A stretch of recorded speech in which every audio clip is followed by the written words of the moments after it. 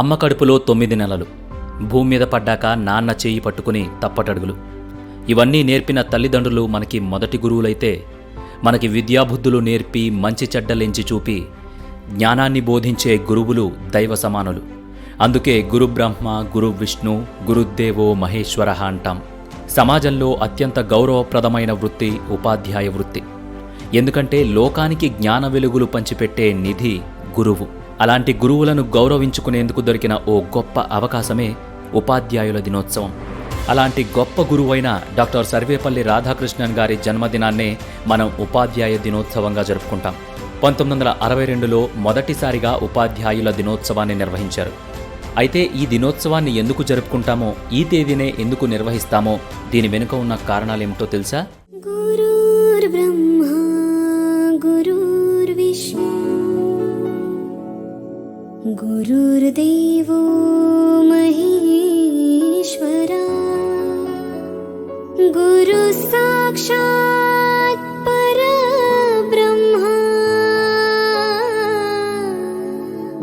తస్మై శ్రీ గురవే నమః. భారతరత్న, భారతదేశ తొలి ఉపరాష్ట్రపతి డాక్టర్ సర్వేపల్లి రాధాకృష్ణన్. ఆయన పుట్టినరోజైన సెప్టెంబర్ 5ను ఉపాధ్యాయ దినోత్సవంగా నిర్వహించుకుంటున్నాం.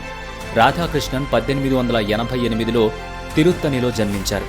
కేంద్ర ప్రభుత్వం రాధాకృష్ణన్ పుట్టినరోజును 1962 నుంచి ఉపాధ్యాయ దినోత్సవంగా పరిగణించి గౌరవిస్తోంది.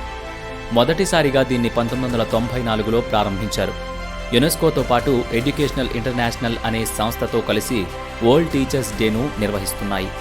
సమాజంలో టీచర్ల పాత్రను ప్రజలకు తెలియజేసేందుకు, టీచర్లు విద్యార్థులకు నాణ్యమైన విద్యను బోధించేలా వారిలో అవగాహన కల్పించేందుకు గాను ప్రతి ఏటా అంతర్జాతీయంగా అక్టోబర్ 5వ తేదీన ప్రపంచ ఉపాధ్యాయుల దినోత్సవాన్ని నిర్వహిస్తూ వస్తున్నారు.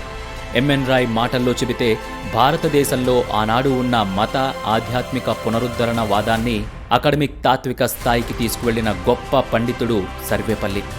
ఆయన 15 సార్లు నోబెల్ సాహిత్య బహుమతికి, 11 సార్లు నోబెల్ శాంతి బహుమతికి నామినేట్ అయ్యారు.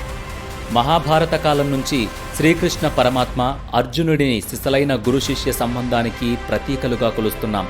సర్వేపల్లి తనకు కృష్ణుడితో సమానమని జాతిపిత మహాత్మా గాంధీ కీర్తించారు. మీరు నా కృష్ణుడు, నేను మీ అర్జునుణ్ణి అన్నారు గాంధీజీ. మీరు నా ఉపాధ్యాయుడు అని కీర్తించారు పండిట్ నెహ్రూ. బహుశా ఈ వ్యాఖ్యల నేపథ్యం నుంచే ఆయన పుట్టినరోజును టీచర్స్ డేగా నిర్వహించాలనే ఆలోచన వచ్చిందేమో. యుగ పురుషుల గురించి ఉపన్యాసం ఇవ్వండని పిలిస్తే యుగపురుషుడే వచ్చి ఉపన్యసించారు అని కొనియాడారు హోవెల్.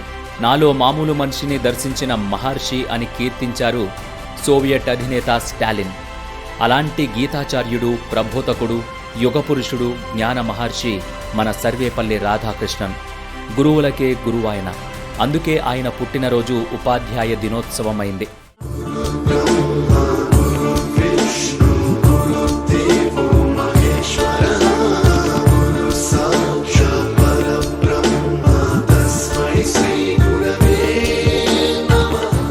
అయితే భారత్లో సెప్టెంబర్ 5వ తేదీన టీచర్స్ డే జరిగితే, అందుకు సరిగ్గా నెల రోజుల్లోనే ప్రపంచ ఉపాధ్యాయుల దినోత్సవం జరగడం విశేషం.